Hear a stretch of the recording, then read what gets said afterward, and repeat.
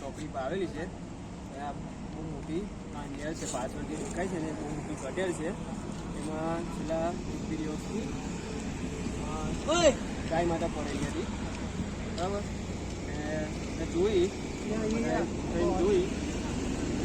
કંપનીમાંથી ભાઈઓ બોલાવ્યું અને આપણા કારીગરો ખરા ને કારીગરો લોકો બધાએ થઈ અને ગાય માતાને કાઢી છે. જય શ્રી રામ. જય શ્રી રામ.